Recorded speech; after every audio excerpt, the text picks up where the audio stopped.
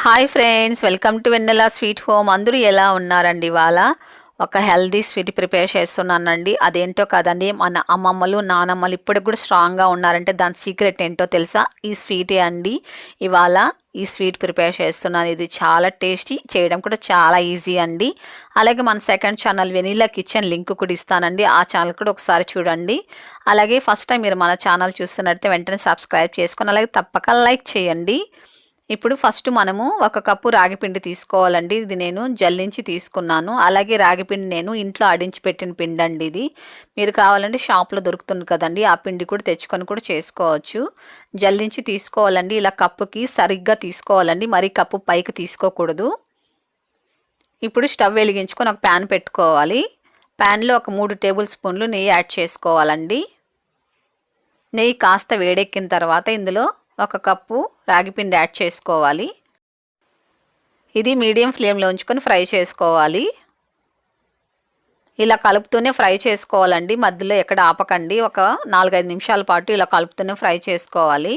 అప్పుడు పిండి అంతా చక్కగా కమ్మటి స్మెల్ వస్తుందండి ఫ్రై అయిన తర్వాత. అదే మీరు అప్పుడప్పుడు వదిలేసారనుకోండి కలిపేది, అప్పుడు ఏమవుతుందంటే మాడిపోయే ఛాన్స్ ఉంటుందండి. కాబట్టి ఇలా కలుపుతూనే ఫ్రై చేసుకోవాలి.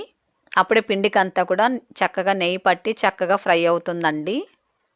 చూడండి, ఇలా ముద్దగా రావాలండి. చక్కగా పిండికి అంతా నెయ్యి పట్టింది చూడండి, ఇలా ఫ్రై చేసుకోవాలి. చూసారా, ఇలా ముద్దగా వస్తుందండి నెయ్యి అంతా చక్కగా పట్టి. మంచి స్మెల్ కూడా వస్తుందండి. ఓకే అండి, ఇలా ఫ్రై చేసుకుంటే సరిపోతుంది. ఇందులో మనము 1 కప్పు ఫుల్లుగా రాగిపిండి తీసుకున్నాం కదండి, ఆ కప్పుతోనే ఒక 1/2 కప్పు బెల్లం తీసుకోవాలండి. ఇది బాగా పొడి చేసుకొని వేసుకోవాలి. ఇందులో నాకు 1/4 టీ స్పూన్ ఇలాచి పౌడర్ కూడా యాడ్ చేసుకొని ఇదంతా కూడా ఒక నిమిషం పాటు ఇలా కలుపుకోవాలి. సిమ్లో ఉంచుకొని, బెల్లం వేసిన తర్వాత సిమ్లో ఉంచుకొని మిగతా ప్రాసెస్ అంతా చేయాలి.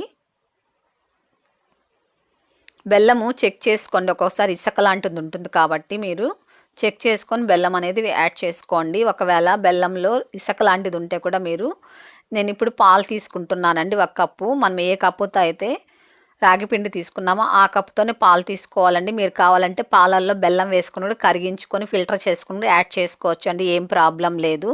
ఇసుక లేకపోతే మీరు డైరెక్ట్గా అలాగే బెల్లం వేసేసుకోవచ్చు అండి. ఇదంతా సిమ్లోనే ఉంచుకొని ఇలా ఉడికించుకోవాలి. మీరు సిమ్లోనే ఉంచుకొని ఉడికించుకోవాలండి, అప్పుడే పిండి అనేది చక్కగా ఉడుకుతుందండి. లేకపోతే పచ్చి పచ్చిగానే ఉండిపోతుంది, అస్సలు బాగోదండి. కాబట్టి మీరు సిమ్లోనే ఉంచుకొని కుక్ చేసుకోండి. చాలా టేస్టీగా, చాలా సాఫ్ట్గా వస్తుందండి స్వీట్ కూడా. ఇలా కలుపుతూనే ఉండాలండి, ఉండలు లేకుండా ఇలా మిక్స్ చేసుకుంటూ ఉండాలి. మినిమం అంటే ఒక 5-6 నిమిషాలు పడుతుందండి సిమ్లో ఉంచుకొని ఇది కుక్ చేసుకోవడానికి. బెల్లం అంతా చక్కగా మెల్ట్ అయిపోతుంది, అలాగే బాగా కుక్ అవుతుందండి పిండి కూడా.